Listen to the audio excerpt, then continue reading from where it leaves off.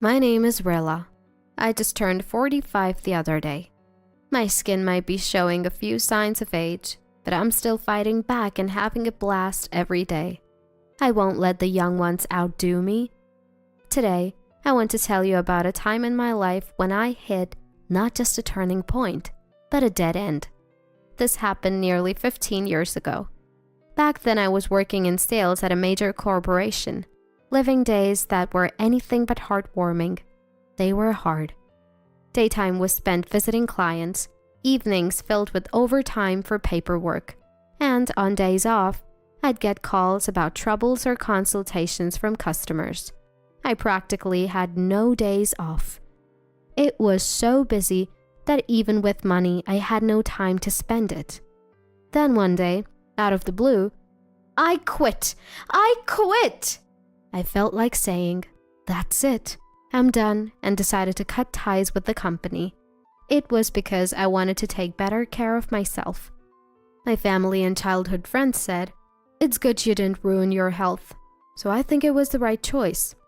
However, once I resigned, I found myself without a clear idea of what I wanted to do, and my job search didn't really take off.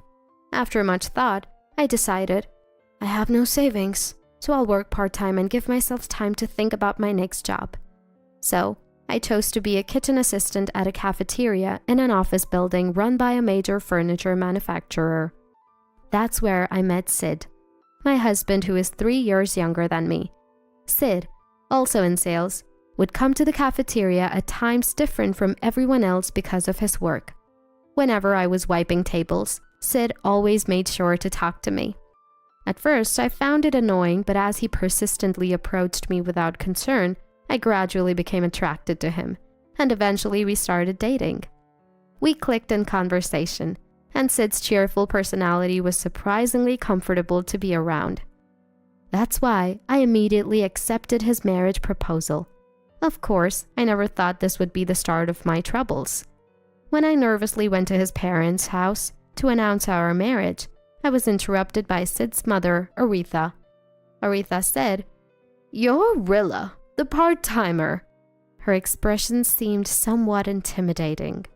Feeling like I was being evaluated, I responded, "Yes, hello, nice to meet you." After Aretha gave me an up-and-down look saying, "Come in," and smiled as she led me to the living room. Her face was smiling, but somehow her eyes weren't. And did she really need to emphasize that I'm part-time? Sure, I am part-time, but there seemed to be a sting in her words. But Sid seemed unconcerned, so maybe she's just got a scary face. That's what I decided to think. I hear you're older than Rilla. Haven't you talked about marriage before? As I was about to eat the steak that was served, Aretha said that. Not understanding Aretha's intention, I blurted out, "Huh?"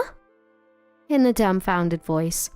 "Well, you're of a certain age, aren't you? My son is still in his 20s. Do you really get along with Rilla?"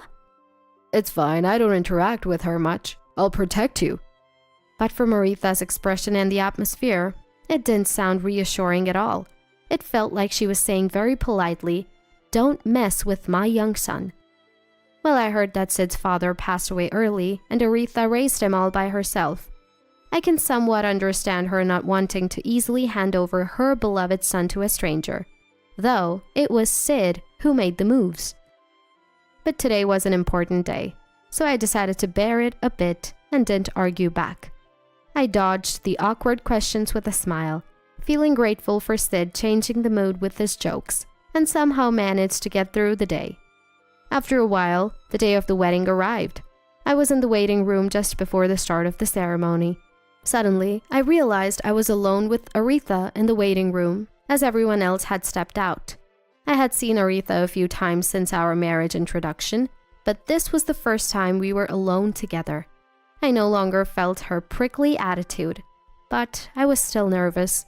Trying to ease the tension, I said, "It's been hectic, hasn't it? Are you tired, Aretha?" I started a conversation. Well, yeah. But more than that, you know, when you're of a certain age, even a wedding dress doesn't look all that beautiful." I was taken aback by her casual tone, as if she was talking about the weather. Excuse me? Oh, dear, don't take it the wrong way. You do look prettier than usual. Aretha's expression wasn't one of someone who meant to be malicious. It was the face of someone who couldn't help but let out her true feelings, unable to see the bride in front of her as beautiful. As I was at a loss for words from the sudden insult, "The ceremony is about to start, let's get ready!" Sid came into the waiting room with what seemed to be a staff member from the venue. Hearing that, Aretha said, "Oh, well then, Rilla, off you go," and left the room with the face of a good Aretha, as if nothing had happened. I see. Until now, Sid and my family were around, so she didn't say anything. I was completely reassured. But I wasn't really accepted. Maybe the marriage was rushed. Despite it being a grand occasion, I couldn't feel any happiness and just went through the ceremony. For a few months after the wedding, I had little to do with my in-laws. When I talked to Sid about what happened on the day of the wedding, "It's okay, we won't have to interact with them much. I'll protect you," he said, which gave me some comfort. I couldn't bring myself to tell my parents to avoid upsetting them, but I could vent to my childhood friend and felt better, and my relationship with Sid was good. If I just turned a blind eye to Aretha, I could think of this marriage as happy. Sometime later, my daughter Emily was born to Sid and me. Everyone was happy about the birth, but I couldn't help but doubt the sincerity of Aretha's joy. I wanted to avoid her as much as possible. This was just before Emily turned 1. One night, Aretha suddenly said, "I wanted to see Emily's face," and came to our house. Around this time, Sid often comes home late due to overtime, or sometimes didn't come home at all, so I was spending more time at home just with my daughter. Feeling uneasy about spending time with Aretha without Sid, but unable to refuse her entry to our home, I reluctantly let her in. As soon as she entered the room, Aretha said to me, "Oh, the cleaning in this room is better than I thought." She always had to add that extra comment. "How's childcare going? Any troubles?" A seemingly cooperative question came from Aretha, leaving me unsure of her intentions. Was I overthinking? "She's been crying less at night than I expected, which is a relief," I replied. "I see. Oh, here's something for you. You must be too busy to cook, right?" Saying this, Aretha handed over 3 small containers. One seemed to be a meal for children. Unbelievable. I never thought the day would come when Aretha would show such consideration. Emily's influence is amazing. Was Emily really that adorable? I realized I might have been too suspicious. "May I hold Emily for a bit?" "Please do. She would love that," I said, happily entrusting my daughter to her. "Oh, Emily, have you been well?" Aretha lifted my daughter in her arms. "Now, let's see you crawl a little." Then Aretha gently placed her on the floor. "Ah!" I exclaimed involuntarily. I was worried about how roughly she put the baby down on the floor. "Oh, doesn't this child crawl?" My daughter was rolling on the floor, laughing happily. "Crawl? She's actually already able to pull herself up to stand. Mother-in-law should know this from raising Sid, right?" But I couldn't say that, so instead I said gently, "She can even toddle around without support." And I gently replied, "Really? She doesn't seem like she wants to move from there at all. Isn't her development too slow?" No, I don't think she's slow. In fact, she's probably right on track, if not a bit ahead." "No, she's slow. Maybe having an older mother was a mistake. She looks like you. Not cute at all. Look, she's laughing as if she's looking down on someone." I never expected her to interpret an infant's laughter as something so negative. It dawned on me that this might have been what she wanted to say all along. "If only you were younger, maybe she would have been cuter and smarter. Such a child is no good." I felt ashamed for thinking Aretha had changed. She hadn't changed at all. She just came to find fault. Emily is adorable and very important to us, I replied irritably, and Aretha calmly responded, Is that so? She replied, looking over my daughter as if appraising her. It was exactly like the time of our marriage introduction. I too had been assessed like this. It's clear that this person can't accept me. No, can't accept the presence of a daughter-in-law for her most beloved son. And hence, she can't find her granddaughter, who carries her blood, endearing either. I didn't mind whatever was said to me, but I wished my daughter didn't have to hear such foul words. Well, that's fine. I'm satisfied, so I'll be leaving now. I wanted to say she only came to complain, but was thankful she was leaving and saw her off with a smile. Aretha left. I opened the Tupperware she had given me. I was apprehensive about the content, especially after being insulted. To my surprise, it contained nothing unusual, just frozen bread and marinated food. Under normal circumstances, the bread would be convenient, and the marinade, with its long shelf life, would be appreciated. Feeling like something tangy, I decided to try the marinade, albeit with some reluctance due to it being Aretha's gift. Oh, ew! I spat out what was in my mouth in haste. It was incredibly salty. The saltiness completely overpowered any sourness. What kind of seasoning was this? I was glad I didn't swallow it. Wondering if the bread was the same, I warmed it up to taste. But the bread was fine, nothing out of ordinary. Just the marinade then. I tore off a piece of the bread and gasped in surprise. The container were packed with chopped hot peppers. What? Mistaking the seasoning could happen, but the excessive amount of hot peppers, it was intentional. The covert attempt to feed this to someone. How despicable! The meal for the child at first glance looked like a finely chopped carrot risotto, but upon tasting, it was incredibly salty. All of it seemed to have a massive amount of salt added. I was relieved I hadn't fed it to my daughter without noticing. I realized Aretha never really thought of my daughter as her grandchild. She had only pretended to be happy all this time. I wasn't sad. I knew we weren't welcomed from the start, so this wasn't exactly new. More than anything, I felt a strong urge to protect my daughter.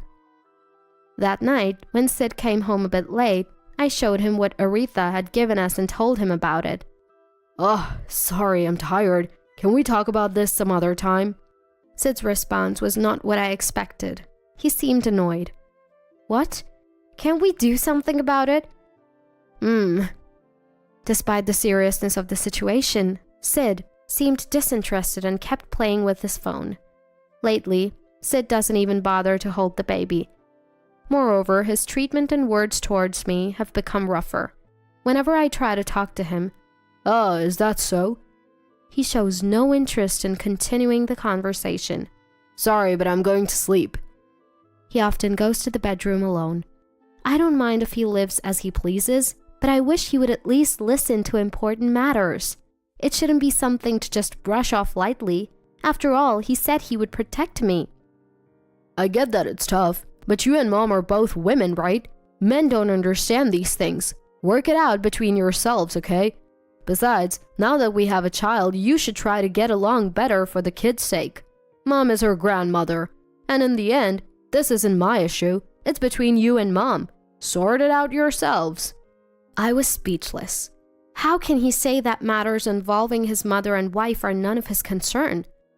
The only reason I could cope with Aretha, no matter how terrible she was because I had Sid as my ally. Does he even realize that he was my hope? Feeling like my lifeline had been cut, losing what I thought was my most reliable support, I felt immensely lost. I never wanted to see Aretha's face again, but we are supposed to have a baby presentation party at her house this weekend. I didn't want to go through with it in this state. I wanted to complain, but stopped myself when my daughter started crying. That night, after putting my energetic daughter to sleep, I went to bed, only to find Sid already sleeping peacefully. Looking at Sid's sleeping face, which I once thought was cute, I now felt a sense of helplessness and irritation. I felt like throwing a rock or a pie at him. No, Lily. Huh? For a moment, I doubted my ears, but Sid kept muttering Lily in his sleep. A flower? That's unlikely. A person's name? Then who? I told you, you're the one I love. Yeah, cute, so cute. He said with a smile on his face. I couldn't believe it, but considering Sid's recent cold behavior and his late returns, one possibility came to mind. Instinctively, I reached for Sid's phone. It was easy to peek into the unlocked old phone, and then I found it. A photo of Sid cheek to cheek with an unknown woman and their intimate, indecent email exchanges that suggested a deep relationship, and they were planning to meet soon. It didn't seem like a past affair that had ended. I wish I didn't have to deal with all this bad news. I muttered, teary-eyed, but Sid didn't wake up. That was good. More than being shocked about the affair, I was overwhelmed with a sense of loss about where my life had gone wrong. Divorce is easy, but what's best for my daughter? Faced with the shocking reality of Aretha's monstrous behavior and Sid's infidelity, my thoughts were scattered, and before I knew it, the weekend and the baby presentation party had arrived. I was treated roughly, as if it were natural, assigned to be a waiter, serving drinks, asked for a trash bag, told to fetch this and that. I couldn't be near my daughter as much as I wanted to. Sid was supposedly watching her, but after his recent behavior, I couldn't help but feel anxious about whether he was actually taking care of her properly. I needed to be strong. Well, having an older wife, or should I say an anti-wife? Aretha's voice was loud enough for me to hear from the distant kitchen. The relatives laughed along. Emily, she is our first grandchild, but she looks so much like her auntie mom. A bit bold-faced. My son works hard, but his wife only works part-time, right? I worry about Emily's future. Hope she doesn't choose an embarrassing path. Her words, making appetizers out of me and my daughter, were infuriating. But I couldn't cry anymore. I had no expectations from this house. However, hearing those words made me realize something. Had Aretha ever spoken ill of me like this in front of Sid? Most of the relatives seemed to be on Aretha's side, deeply connected with her. It was understandable for Aretha to not hide her true nature around them, but she had never said such things in front of Sid before. Feeling uneasy, I hurried back to the living room. Sid was nowhere to be seen. "Excuse me, where is Sid?" I asked. One of the relatives answered that he had gone to the bathroom a while ago. Aretha, as if I didn't exist, ignored me and continued to enjoy her conversation. I was relieved to see a young girl among the relatives amusing my daughter. As I thought of checking the bathroom, I took my daughter from the girl. Then Sid approached me from behind. "Oh, what's up? Sorry, but I'm gonna grab a drink." "What? In the middle of the day?" "I'm busy with social obligations and work stuff. I squeezed out some time to come here, It made no sense. Having been in sales myself, I understood to some extent. But even if it's work-related, it's almost unheard of to suddenly have a drinking party in the middle of the day, especially if you've taken a leave, and he could have declined the invitation. So he's meeting her. That woman. Remembering the content of the recent emails, I quickly realized they had planned to meet today. Thinking back, Sid seemed irritated by my interaction with Aretha and eager to escape the situation. Everything clicked. Enough with the jokes. "Hey, you're having an affair, aren't you?" I couldn't help but confront him, driven by my irritation. "Huh? No! What?" Sid let out an incoherent exclamation. As you can tell from my resignation story, I'm not the kind of woman who can easily adapt to situations. Being hurt on a day meant to be joyful, my child insulted, and now an affair? I couldn't just stay silent and broken. All my previous patience was for the sake of a happier future. I had believed in the existence of Sid, But now, betrayed by that very Sid and seeing no future of happiness, I decided to do as I pleased. For the first time in a long while, I felt a string snap inside me. You were calling her name in your sleep the other day. Lily? No need to hide it. My revelation caused all the relatives to stare at us in shock. Aretha also exclaimed, "What is this about?" Even she couldn't ignore me at this moment. No, I've only been devoted to you. What are you talking about? Then show me your phone. As I said this, Sid fell silent. He hesitated to show his phone. So, I, irritated, snatched it from his pocket. Hey, stop it! Sid was panicking, but it was too late for him. Let him fret on his own. My revelation again caused the relatives to look at us in astonishment. This is the proof. Aretha, what do you think? Aretha stood up, approached the phone screen, and silently stared at the evidence of her son's infidelity. I took the opportunity to transfer the images and emails to my phone. My decision was made. No more doubts. I looked at Sid and said, "I'm done. I can't do this anymore. I'm divorcing you, so please sign the divorce papers." What? Aretha also exclaimed in unison with Sid. What? It seems it's fine for her son to discard someone, but not to be discarded. No, what about it? Staying with you in this situation isn't good for the child. I'm better off raising her alone. So, we're separating. You both are no longer needed in my life. I said it firmly. There was no hesitation. I said it was for my child, but it was also for me.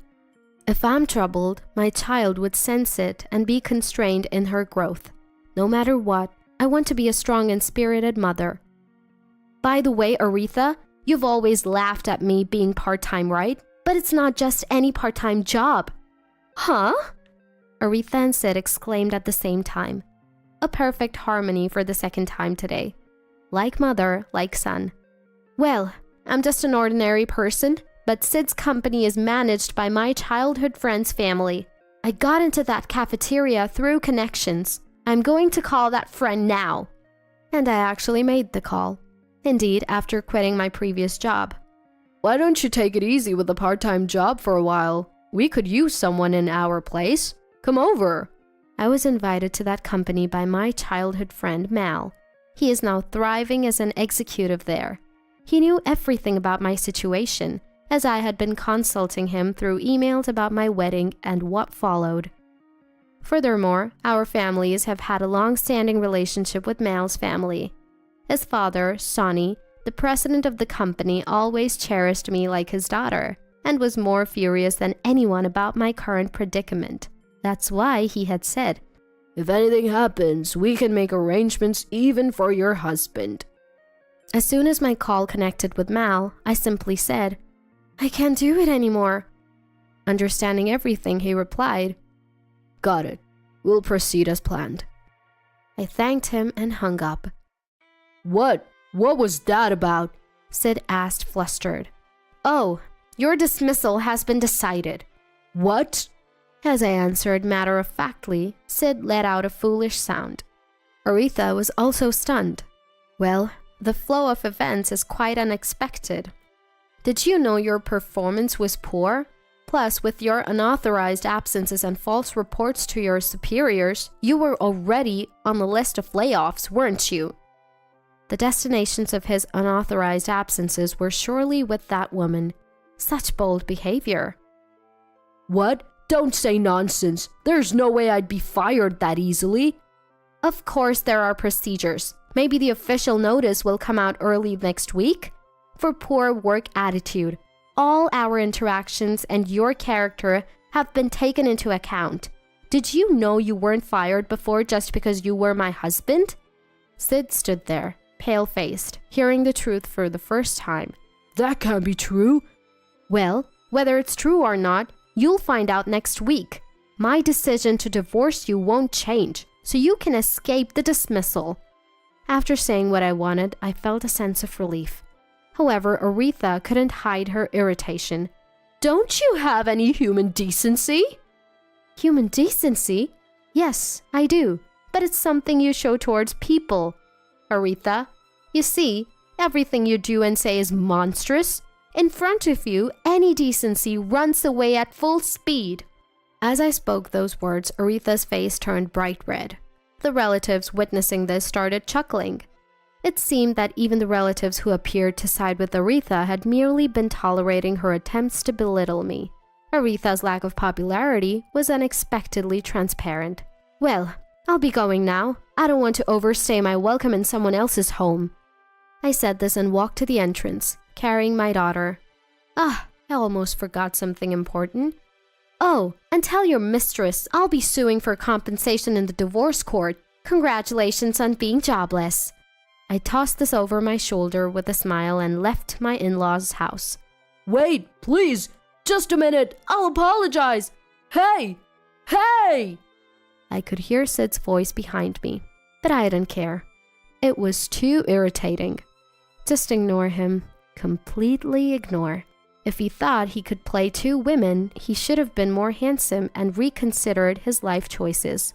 The photos and emails I have transferred from Sid's phone to mine proved useful, making the divorce negotiations straightforward. Years later, as I had declared, I used the compensation from Sid and his mistress, along with my savings, to support my daughter and study nail art. Then I opened a salon with the concept of glamorizing the short nails of moms, and it was a big hit. Now it's grown into a large enterprise with multiple branches. The main store I manage is by appointment only, so it doesn't interfere with childcare. As for Sid, he struggled to secure a full-time job for a long time, and now seems to be living a part-time life. Apparently, due to his lack of skills, his shifts are often reduced, and he earns the minimum wage. What happened with his mistress? It turns out he had hidden his married status from her, and now he's being pursued for marital fraud. Unable to pay the compensation ordered in the divorce court, he reportedly had to sell his family home. Aretha, who should have been retired, is now working multiple part-time jobs to make ends meet. It's ironic how someone who once ridiculed part-time work is now desperately clinging to it. Speaking of life's unpredictability, back to my story. I actually remarried. The person I married was my childhood friend.